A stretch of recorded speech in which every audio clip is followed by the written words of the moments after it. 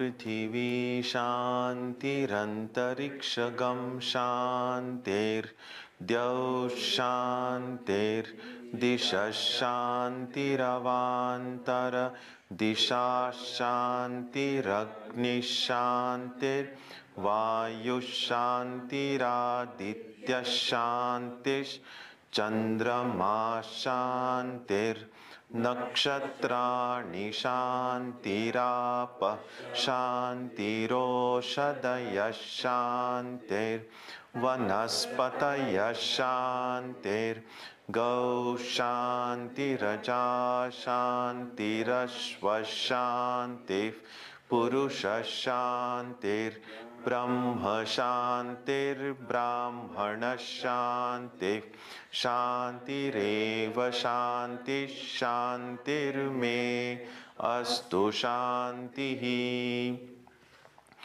May there be peace on earth and in the sky. May there be peace in the water and in all directions. May there be peace in the plants, in the trees, and in animals. May there be peace in the hearts of all beings. May there be peace in everyone and in everything. Sarvetra Sukhinas Santu, Sarve Santu Niramayaha, Sarve Bhadrani Pashyantu, Ma Kaschid Dukkha Bhag Bhavet, Sarvastaratu Durgani, Sarvo Bhadrani Pashyatu, Sarvas Sadbuddhimapnotu, Sarvas Sarvatra Nandatu. May all be happy and healthy. May all see what is good, and may no one experience misery. May all overcome their obstacles and acquire good tendencies. May people everywhere find joy and fulfillment.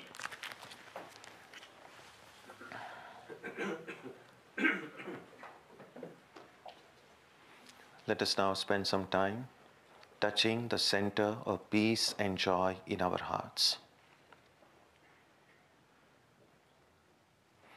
A good way to begin the practice is to withdraw the scattered energies of the mind and bring them to rest on one point.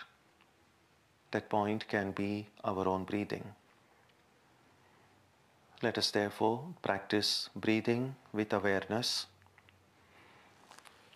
As we breathe in, let us visualize that our body and mind are being filled with love, strength, and compassion. And as we breathe out, let us release all the stress, anxiety, and exhaustion in the body and mind.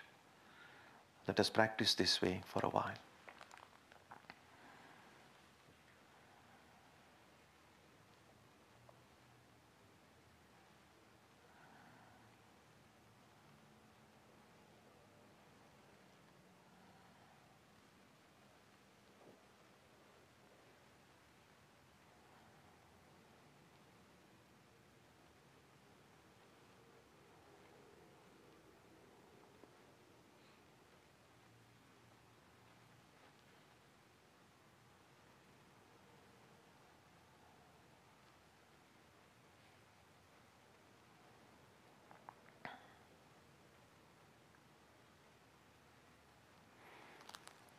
Let us now turn our attention to the region of our heart.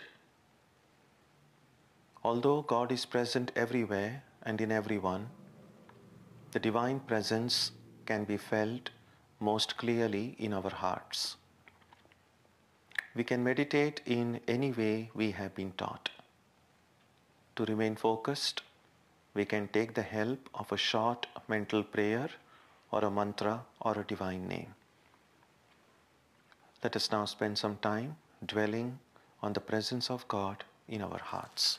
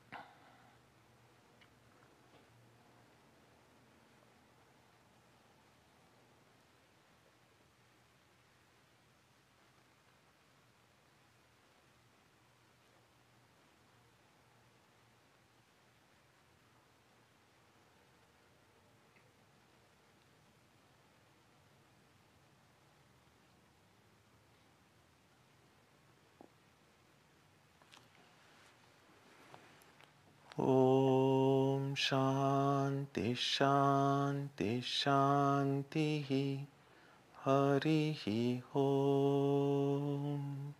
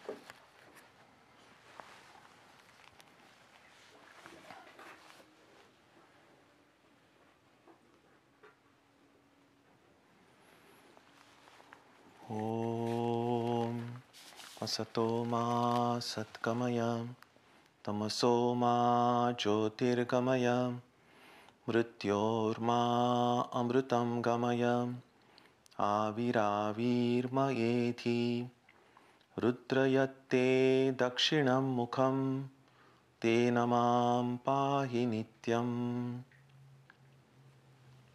May the Divine lead us from the unreal to the real, from darkness to light, from death to immortality. May the Divine Consciousness fill our hearts and protect us.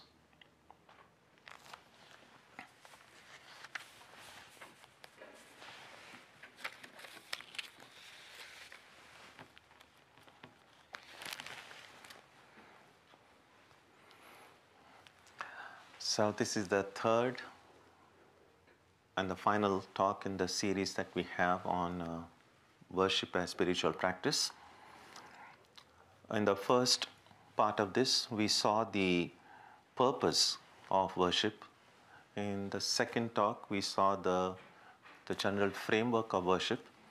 And today we'll see how it is actually done. So you have kind of a demonstration table here. But before I go there, very quickly to summarize what we have already seen, just to refresh our memory.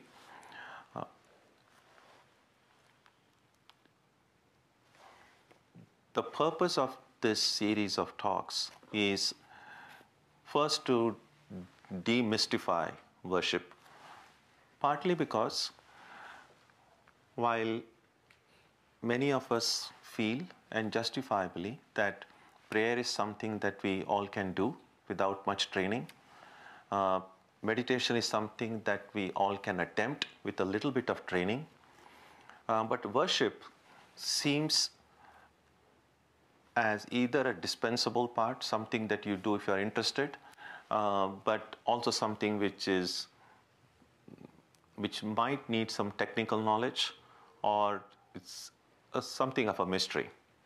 And so a part of this purpose of having this series is to demystify, to emphasize that worship is as much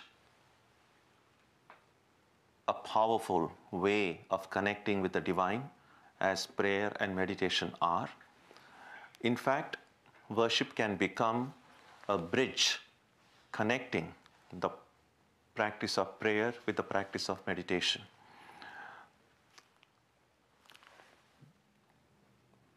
The spiritual practice that's developed in the Vedanta tradition actually is a composite practice which has elements of all prayer, worship, and meditation in the practice that we have traditionally done at the Vedanta Society. So that's the overall purpose why we are reflecting on these 3 Sundays on this topic. We've also seen that worship as a term, as a practice, is much more broader in its application. So not only worship means ritualistic worship with a special kind of vessels like this, but it includes japa, the practice of repetition of the mantra. It includes music. Music can be done as an act of worship. It includes a selfless service. So worship is a much broader term.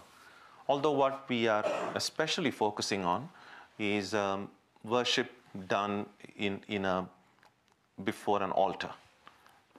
But it's good to keep at the back of our mind that worship itself has a much broader connotation.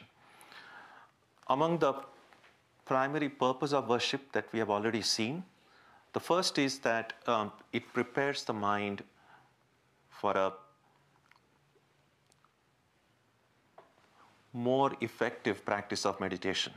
Those of us who have attempted meditation know that it's not simply enough to sit with closed eyes, because the eyes may be closed, the posture may be all right, but the mind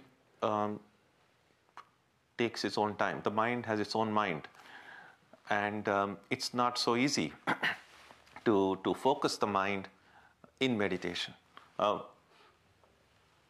Worship can help us withdraw the mind from all distractions and focus it on the object of meditation. So the first great benefit from worship is that it prepares us for meditation. It also strengthens our relationship with God. We cannot feel, well, let me put it this way. Unless we feel connected with God in some way, God will not become real to us. So long as God remains an abstract, hazy notion of someone or something, it's very difficult to make that abstraction something real, something meaningful, something or someone with whom you feel deeply connected.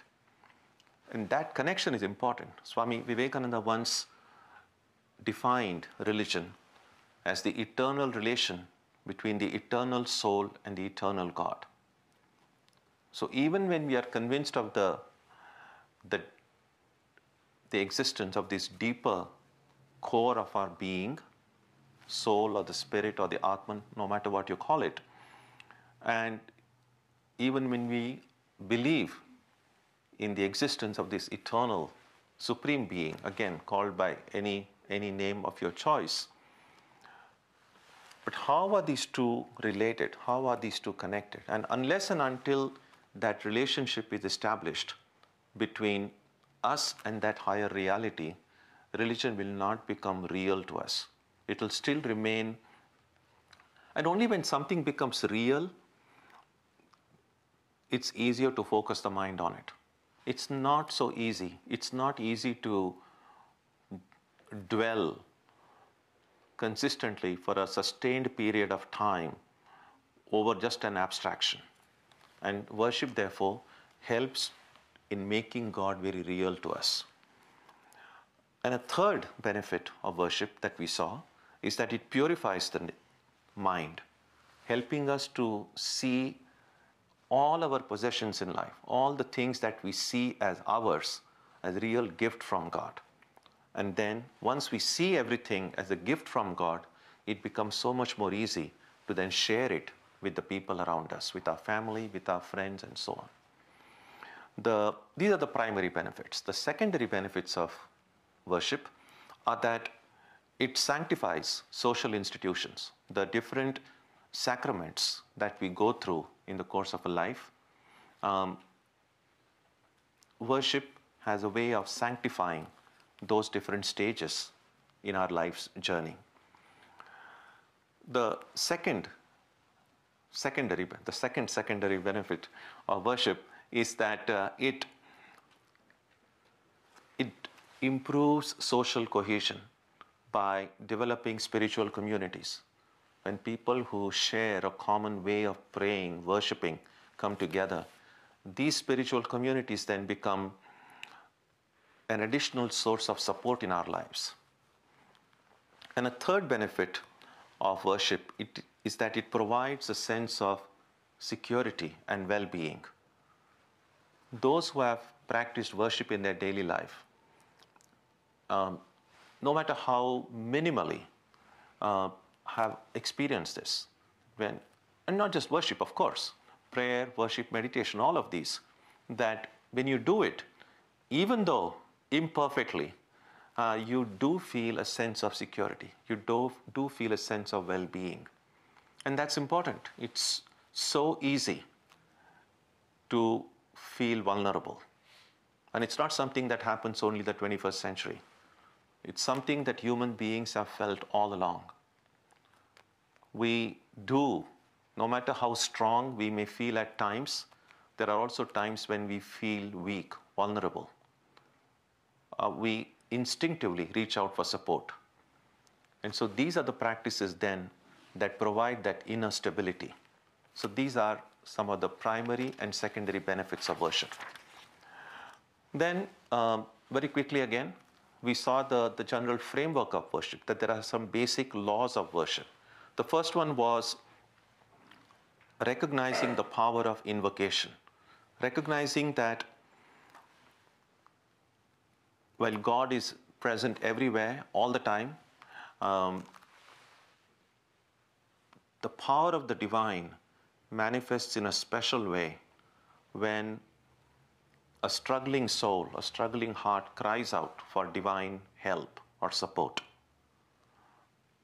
No amount of philosophy or reasoning will be able to explain this. But this is the experience of people all through centuries, that when there is a real hunger, there is a real cry for help in the heart, and a devotee of God reaches out for divine help, somehow that help comes. Often in a very unexpected way, often from very unexpected sources, but it does come. So that's the first important law of worship, that God does manifest in a special way, make his or her power felt in a special way when that divine presence is invoked. The second principle of worship is that we become what we think. So the more positive and healthy way of thinking that we develop in life, the more positive and healthy our own life will become. So literally, our own future is in our own hands. We recognize the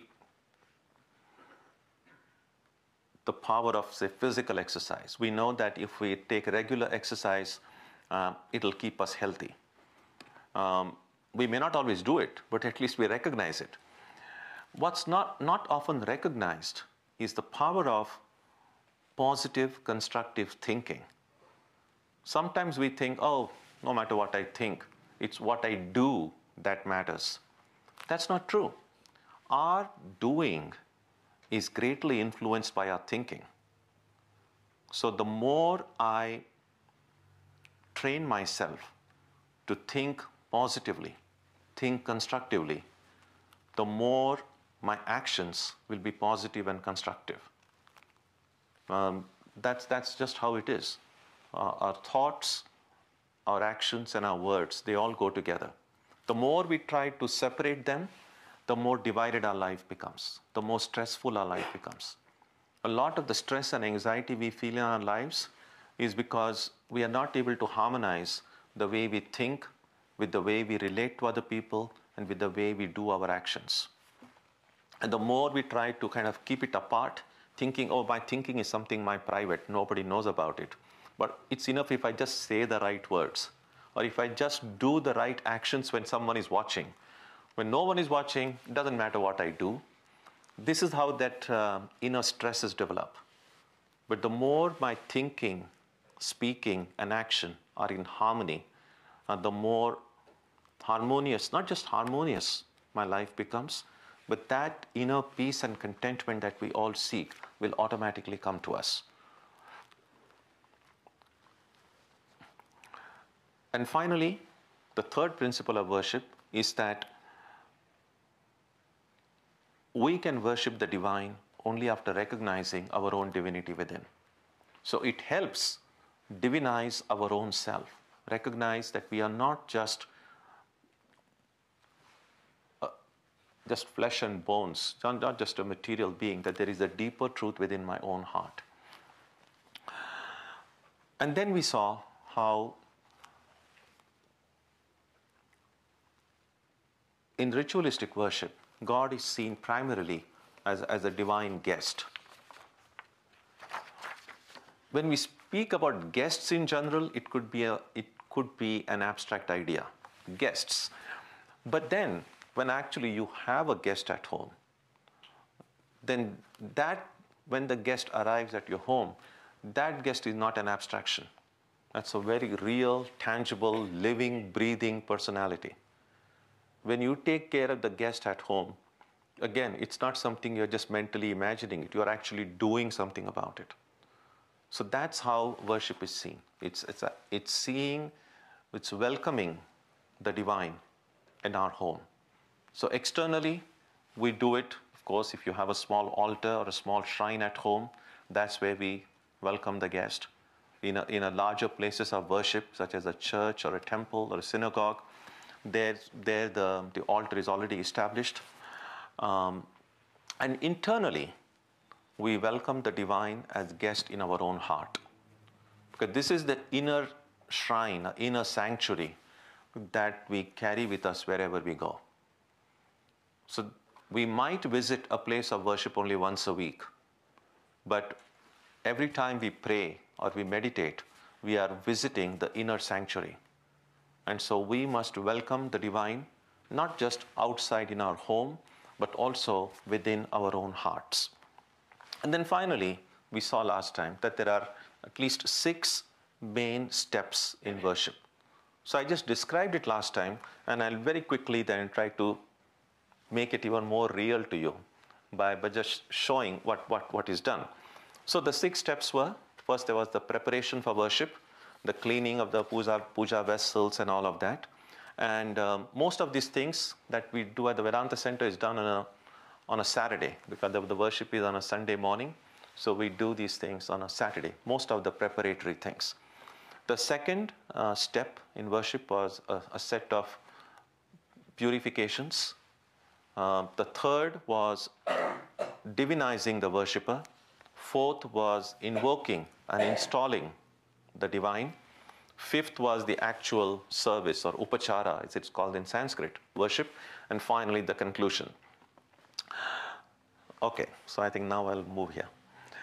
So these are usually the vessels that we use at the worship. My intent also is that in the second week of December, we'll have the Holy Mother's, Sharada Devi's birthday puja. And so that will be the first big puja we'll be doing after this talk. So hopefully, if you have paid attention to what we have said, then that puja might become a little bit more meaningful to you. So, well, this is a tripod, just a tripod. So these are the different vessels. These are the kind of vessels which are traditionally used. It's not absolutely necessary that it has to be exactly in this shape, but this is just the way traditionally they have been using it for puja. So here is this one vessel. So main worship is done in this kind of a vessel. It's kept at a higher level. These are the 2 vessels. In Sanskrit they're called kosha and kushi. They kind of look same, but this one acts like a spoon, and this is the container. And sometimes for a small worship, people can just use just a glass in its place is fine, and just a spoon is fine. But this is the traditional way it's put. And so this is put here. Usually there is one other extra cup kept at the side, and I will explain to you what's the purpose of that. Is one water container. So we use water for worship, most of the worship. The water that is used in those parts in India which are on the bank of a sacred river like Ganges, they just use Ganges water. The water is easily available. Those places which are far away from Ganges, like we are, what we do is we bring some Ganges water. Every time I visit India, I bring some, and so we have a little bit of stock of the Ganges water here. And so the worship that we do here, we mix a few diluted Ganges water if you want. But it's a little bit like the homeopathy medicine, I think. The more diluted it is, the more stronger it becomes.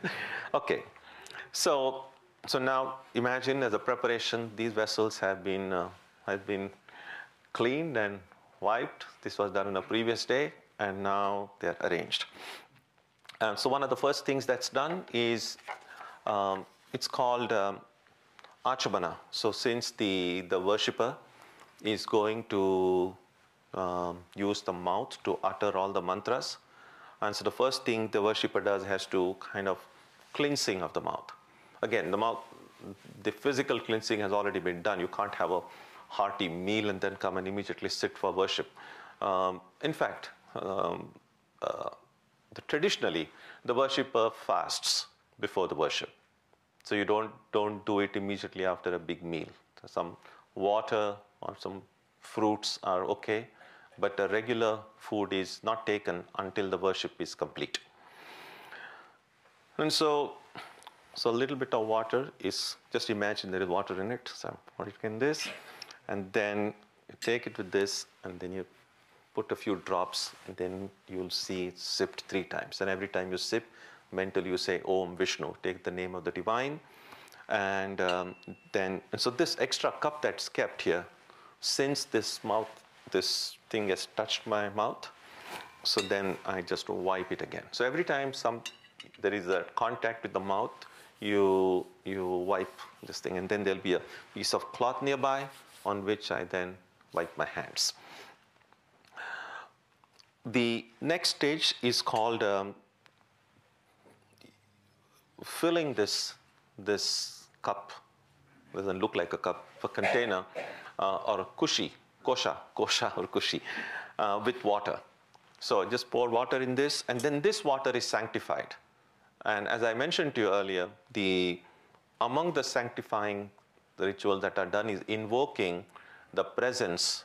So I have already physically put some drops of Ganges water in it, but now ritually, the presence of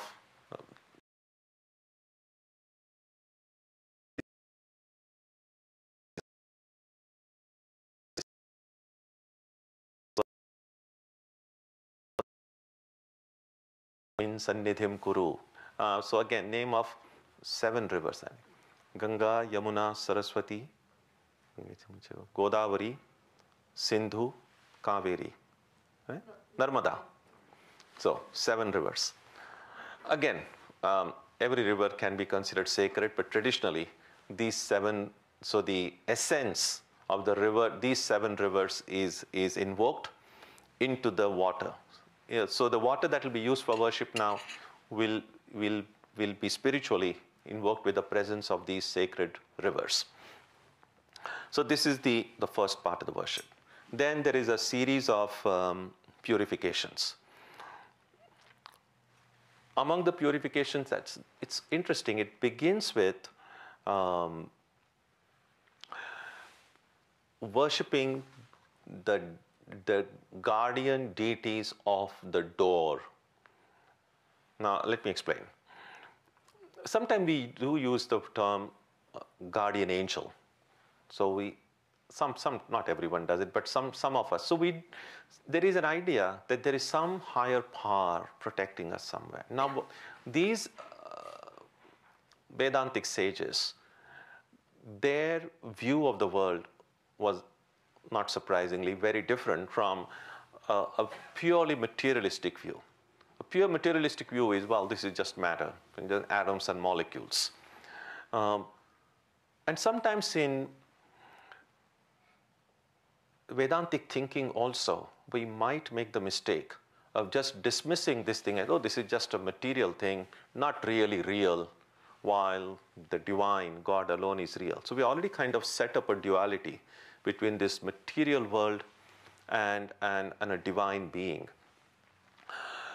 The truth is that they are not really two different things. That it's what we see as the material world is nothing but the divine.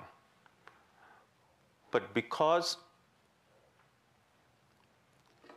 of some kind of a veil over our understanding, we are not able to see the spirit as spirit. We are seeing the spirit as matter.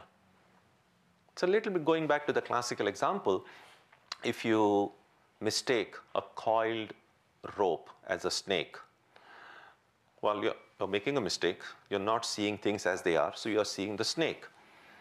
And it's easy to say, well, the snake is not real, the rope is real. Correct.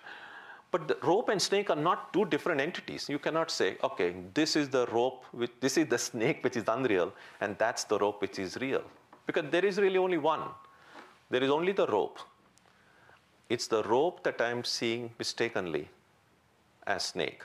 So even when I'm seeing the snake, I'm really seeing nothing but the rope, just not seeing it clearly.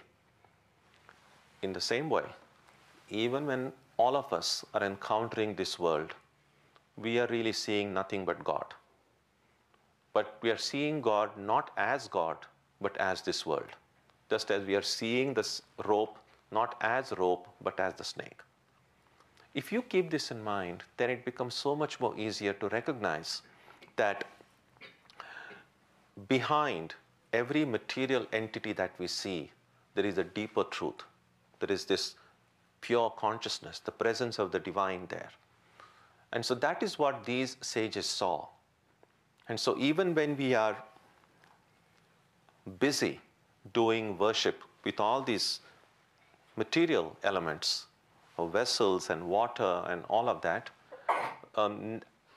we should try to remember as far as we can that behind all these material things stands this divine consciousness. Now, in the beginning, it might be just imagination for us. But the more we train ourselves to think in this way, what begins as imagination will become a reality. We read that in the life of Sri Ramakrishna. He said, once when he went to the shrine temple, he was a pujari, he was a worshipper in the Kali temple, and he said, once when he sat to do worship, he saw everything was filled with consciousness. Not only the image of the Divine Mother, not only the altar, but even the puja vessels, everything was just, he said, was alive with consciousness.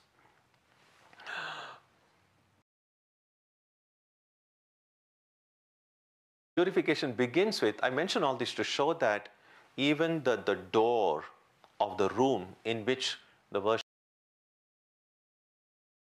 deciding deity of the door. In other words, the door is not just a door, that there is consciousness underlying that door. That's why one of my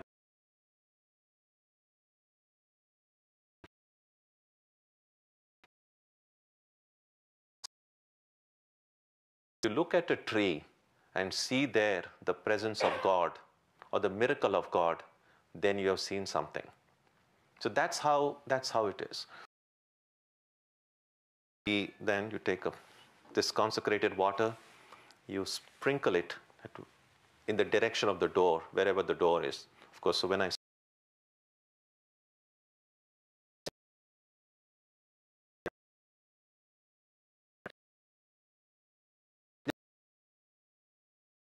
in the olden days, when all of this Vedic worship was done in forests, there was a very real able to finish the whole worship because of obstructions coming from outside. There could be wild animals coming and interfering. There could be obstacles coming from all different directions. And so before the worship is begun, so this is a way of warding off all obstacles. And so we do that, and then there's a sprinkling of water above. So the obstacles that can come from above, well, what are the kind of obstacles? Of course, here we have a nicely enclosed. So even if there is a rain or snow, our worship can still go on. But what if it were an outdoor worship?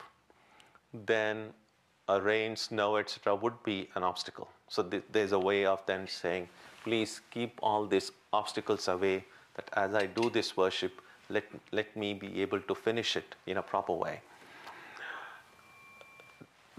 Everything that is used for worship is then purified in this way. So the flowers, the sandal paste, everything that is there. So every time you'll find me sprinkling water, chanting the appropriate mantras, which is really saying in Sanskrit what really means, may these flowers be purified and be ready for worship.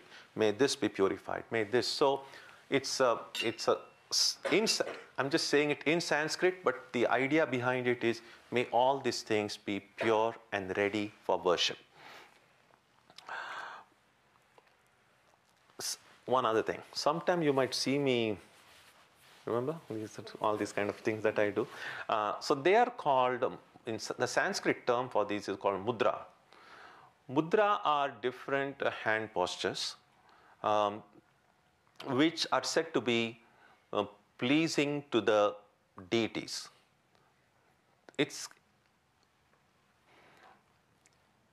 You can kind of consider it like a sign language if you want, but I mean, we have mudras in our social life.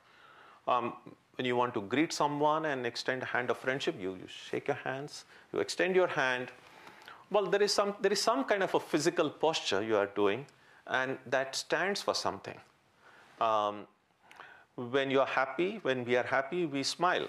Well, I mean, what are we doing? There is a set of muscles here, which they are getting stretched. It just sounds so terrible. You kind of describe a smile that way. But really, physiologically, some muscles are getting stretched. So there is some kind of a physical movement, but that physical movement stands for something. So exactly in the same way. So these are the different postures, kind of a sign language. Each of this has some meaning. We don't have time, and you don't need to memorize what each meaning does, but just for you to know, this is also a way of communicating one's feelings and ideas to the deity that is being worshipped. The third step is the divinization of the worshipper. And among the divinization, the first thing that is done is the control of breath. So something that many of you have read about or maybe even practice a little bit. It's the regulating the breathing pattern, sometimes called pranayama. Now, there isn't really much time to do extensive pranayama during worship. So one is already expected to have calmed down oneself sufficiently to be able to do the worship, but still pranayama is one of the parts of worship. And so again, the basic part is you breathe in through one nostril, hold the breath for a while, and then you breathe out through the other nostril, and then you reverse the process. There are certain proportions in which it is done, and all of this really should be done with proper training. So that's pranayama. That's a process of inner purification and calming of the mind. The next one step in worship, I probably referred to it at some point earlier. It's called Bhuta Shuddhi. Bhuta Shuddhi means, it's called, Shuddhi is purification. Purification of the elements which make up the body. The primary elements, and I mentioned this before, that traditionally they are spoken of as space, air, water, or light, or fire, and earth. So since we are going to invite this divine guest in our heart, we want to clean the place.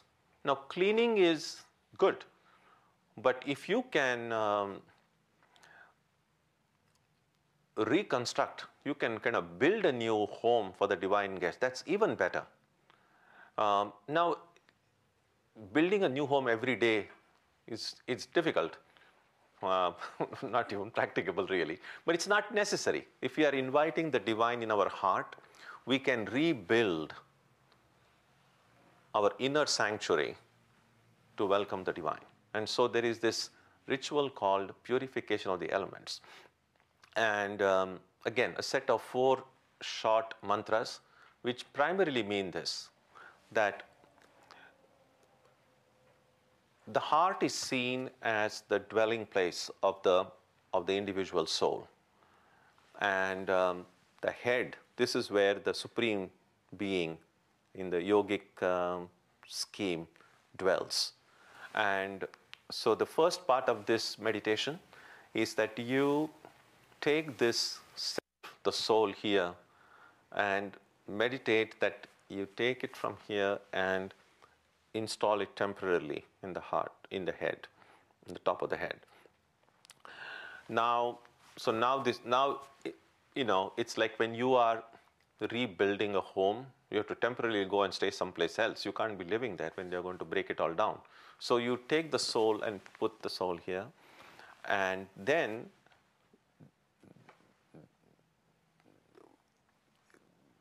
there is the second part of the meditation is that you invoke it's called a Vayu Bija, invoke the mystic syllable associated with air.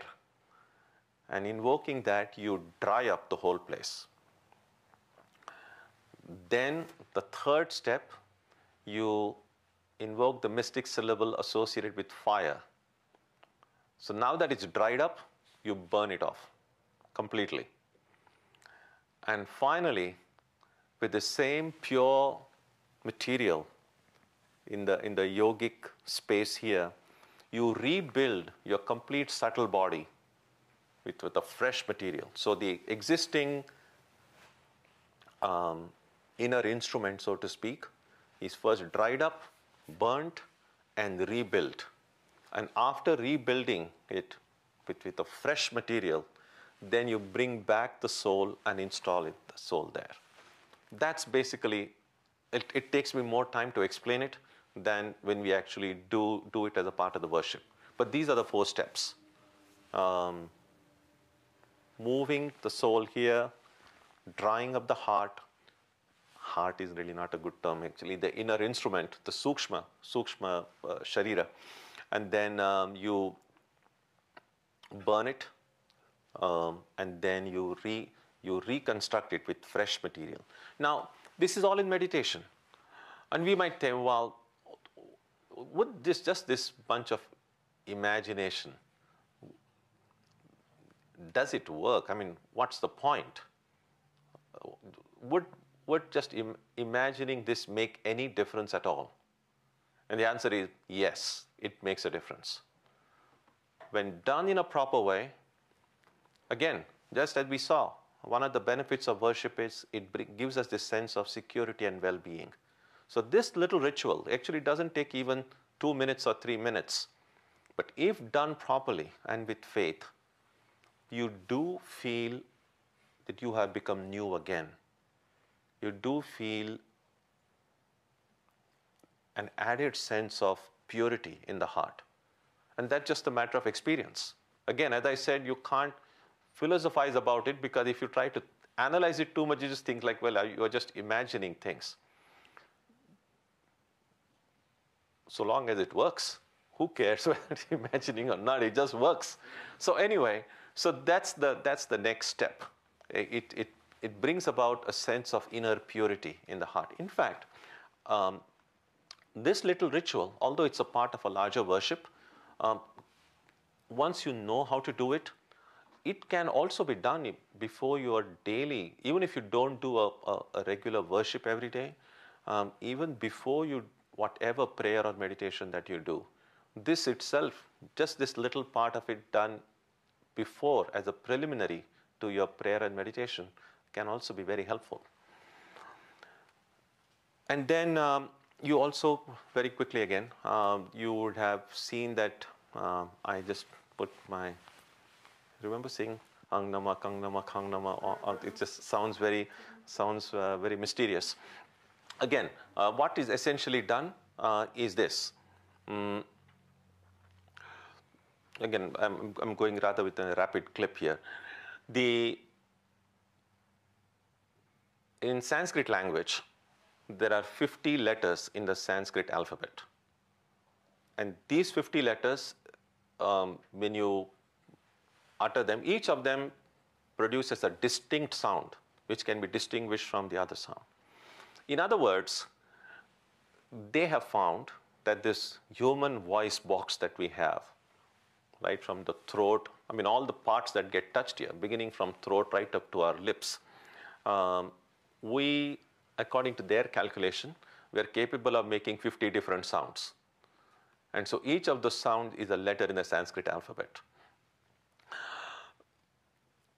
And that's how even the term Om, and I'm not going into that today, but that's how the Om becomes a short form, a kind of an anagram for all of the sounds that we can make. Now, everything in this universe, everything in this creation can be identified with a name. Even if you don't know the name of something, the generic name of everything is this. I may not know what exactly this is called, but I can still refer to this as this. If it is far away, I can refer to it as that. So everything has some name or the other. Could be a generic name or a specific name. Now every name, to utter that name, you're using sound. There is a word, there is a sound. So there could be really infinite number of words in different languages. But all of those words, we are using the same voice box for that word. So if we know these 50 sounds, all of the words in all of the languages are really different combinations of these, some basic sounds that we can make.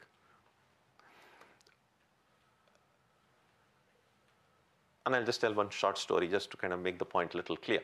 There was one great devotee of God who was not very articulate or very literate, but he had a little small prayer book. And every day he would pray to God. He had a There's a prayer in the morning, prayer before meals, prayer in the afternoon, prayer at night, and he would very regularly do it. And he did it for many years. And then one day, unfortunately, he lost the book. And he was at a loss because all the time, whenever he prayed, he always had that book. And he said, "Now, I'm not able to find the book. How am I going to do the prayer?" His memory must have been really bad because he really didn't remember any prayer because he always took the help of the book. And then suddenly he got an idea because he recognized that no matter what prayer it is, the prayers really use the 26, the prayers in English, so he's using 26 letters of the alphabet. And so he just went before the altar and just said A, B, C, D, E, F, G. And then he said, "Lord, I have lost my book, but all the prayers are composed of these letters.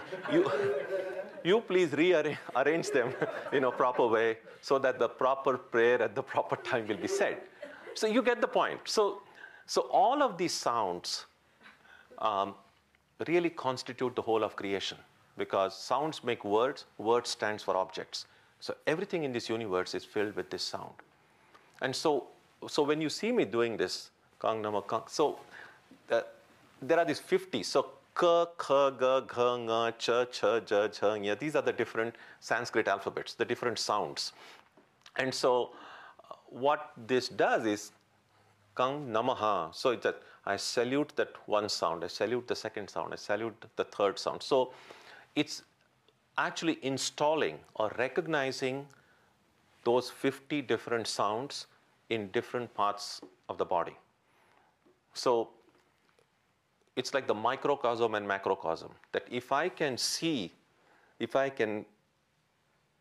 recognize the presence of all those sounds here, I'm really recognizing the presence of the entire creation here. And this whole creation is filled with the presence of God. So by invoking those sounds, I'm really recognizing the presence of the divine within me. So next time you see me or anybody else doing it, just recognize that that's invoking the presence of the divine within and without.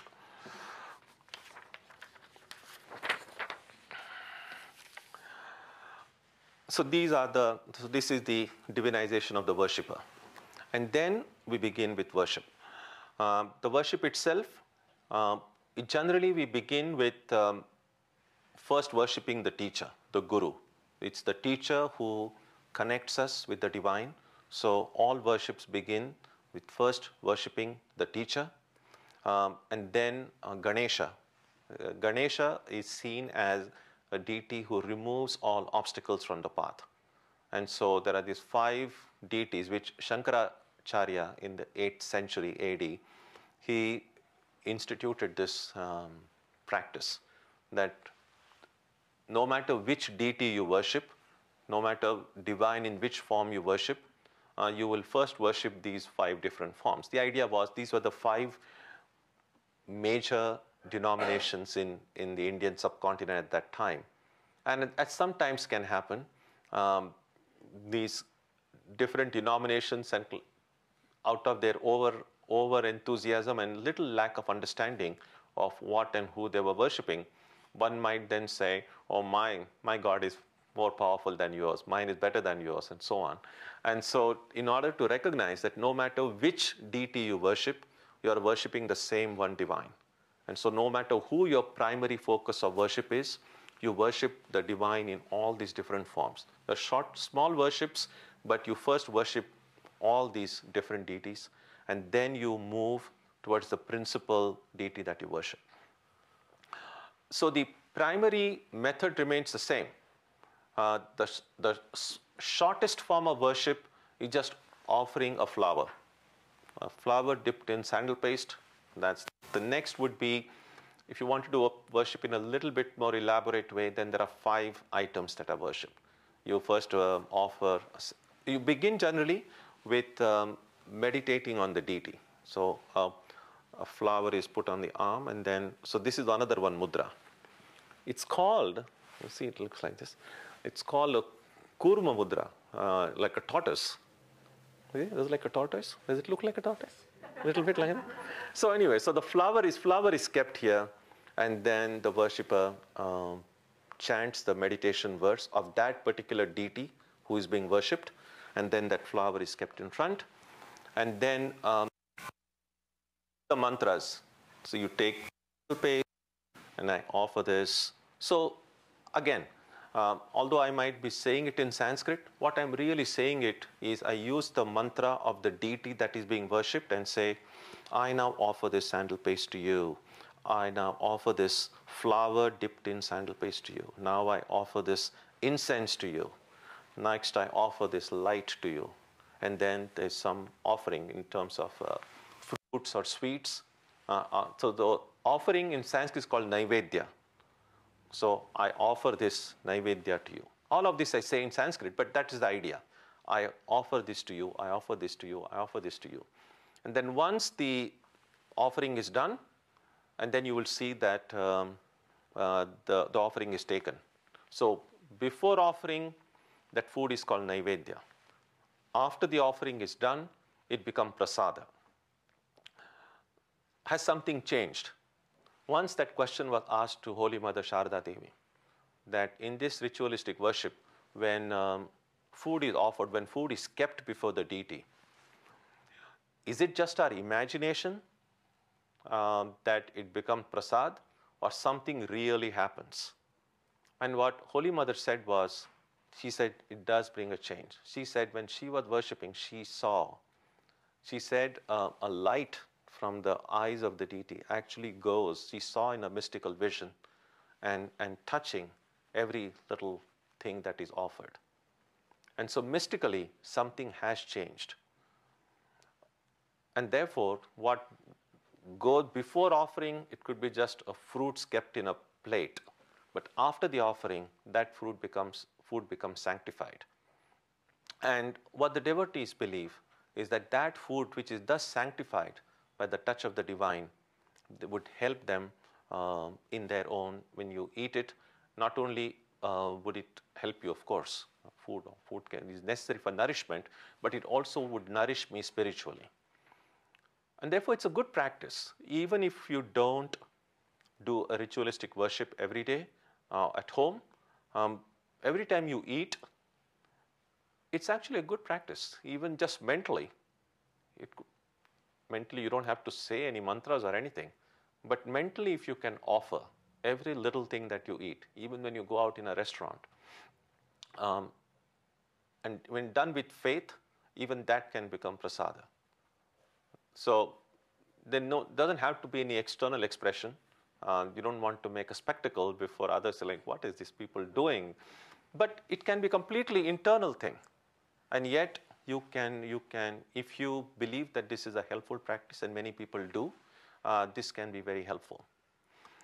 Again, as I said, if you want a more elaborate worship, then there are some 16 items offered. So the number of items will vary, but the faith and devotion with which it is offered, that will not change, whether it is done in a condensed way or in an elaborate way.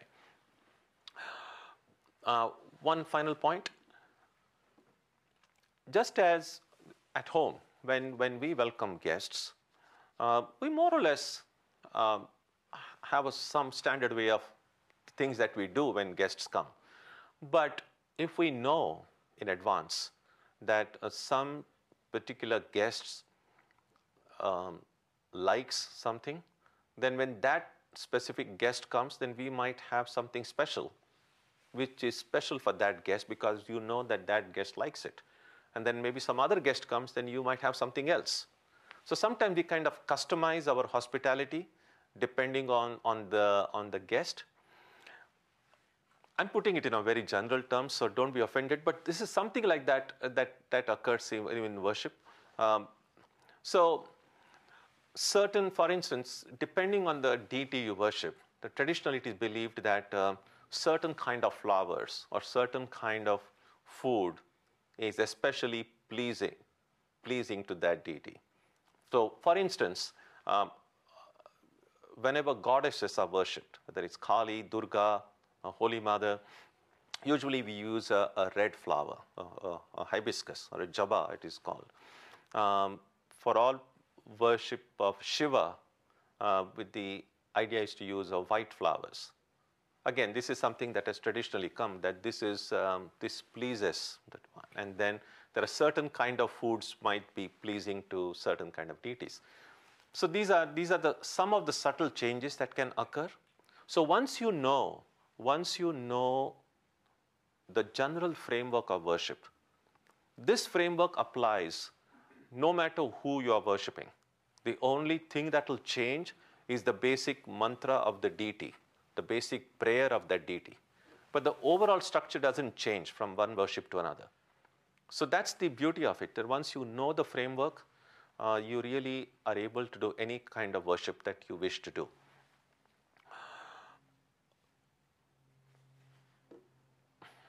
And after all the worship is done, then it ends with a prayer.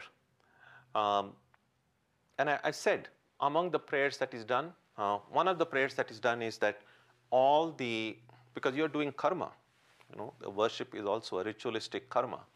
And so the end of it, you just take a little water in your arm and then you just pour it and say, here in the Vedanta Society we say, etat karma phalam Ramakrishna arpanamastu. So all the fruits of this work, I offer it at the feet of Ramakrishna, or I offer it at the feet of the deity that you are worshipping.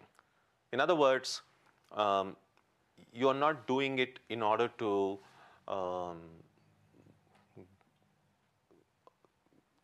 get caught up more in this karma cycle, but you are doing this primarily for the purification of the heart. And then there is another one prayer towards the end, in which the worshipper seeks forgiveness for making the one who is formless, for kind of ascribing a form to the formless, for ascribing a name to who is essentially beyond name, for making someone who is transcendent a little bit more tangible.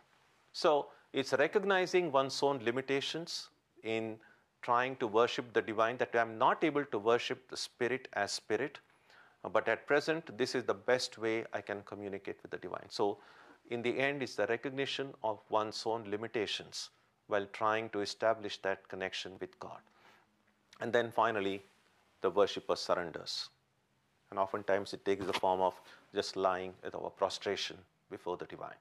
And then the worship ends. So this was a very general outline of what's done. And of course, I didn't use the bell at all. So this is called a Mangala Dhvani. Mangala means auspicious, Dhvani is sound. So the sound of the bell is considered a very, very auspicious sound. So you'll find this is being rung. Usually when an incense is being offered or the light is being offered or during Arati, this lamp is used. Okay.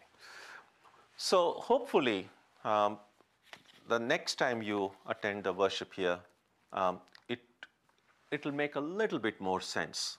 At least you will know what's going on. What I will recommend is that if you would like to learn a little bit more about worship and read it a little bit more carefully, this book I mentioned to you last time, it's called Worship of Sri Ramakrishna. It has briefly the other worships that we do at the Vedanta Center is also included here, along with some explanations about what all these different rituals mean. If you want another one which has a little bit more details, it's called Meaning and Significance of Worship. So if you are interested in reading about it, and these two might be very helpful.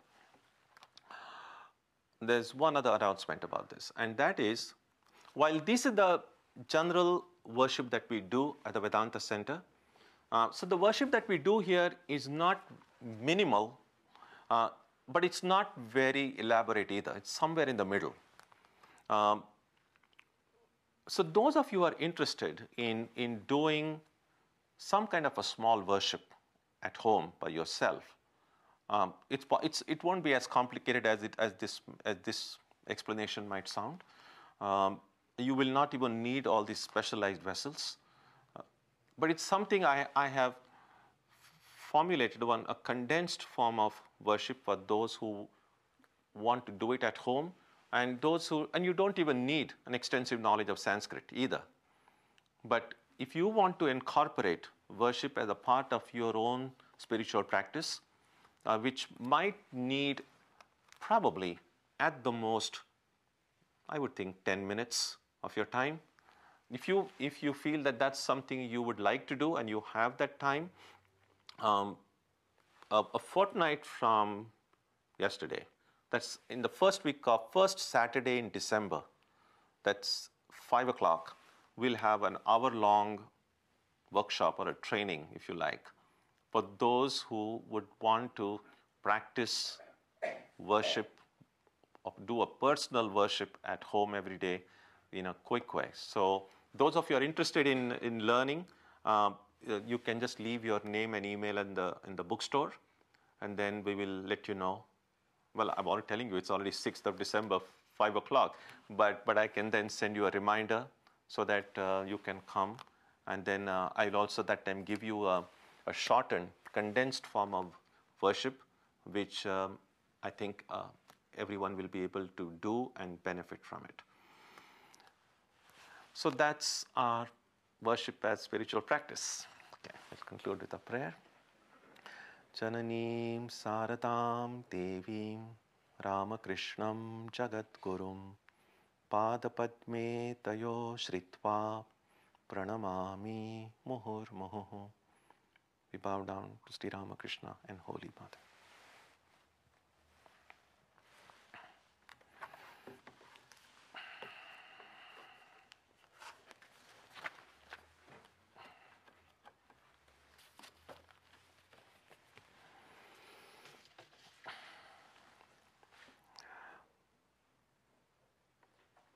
Next Sunday, we'll have the Antar Yoga. As usual, we'll have a lot more music, we'll have spiritual readings, meditation, guided meditation, and reflection. So that will be next Sunday. On Tuesday, we will have Arati and meditation as usual. But this week, because this Thanksgiving, we will not have the Vedanta study group on Wednesday, and we will not have the Saturday meditation. So you can enjoy your Thanksgiving weekend. And if some of you, if you're traveling,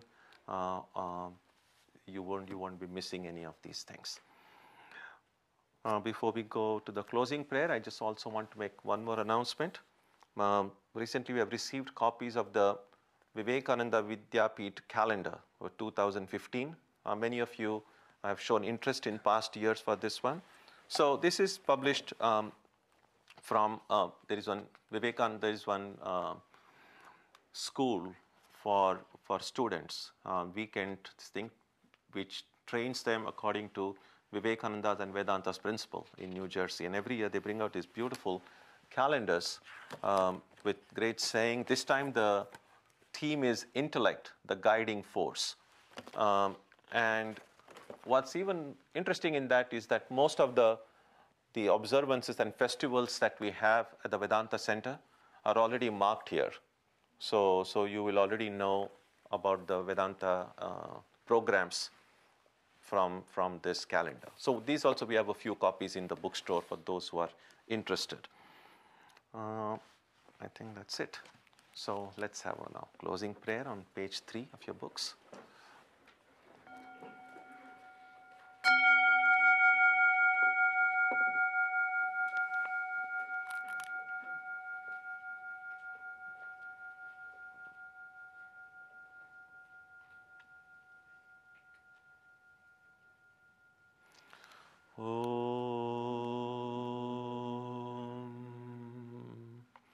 May the Divine Being, who is the Father in heaven of the Christians, Holy One of the Jewish faith, Allah of the Muslims, Buddha of the Buddhists, Tao of the Taoists, Ahura Mazda of the Zoroastrians, the Great Spirit of the Native Americans, and Brahman of the Hindus, lead us from the unreal to the real, from darkness to light, from death to immortality. May we be granted strength, freedom, and clear understanding. May we learn to see God in our own hearts and in everyone around us. May God bless us all and fill our hearts with gratitude, grace, and love. Om Shanti Shanti Shanti. Peace, peace, peace be unto all.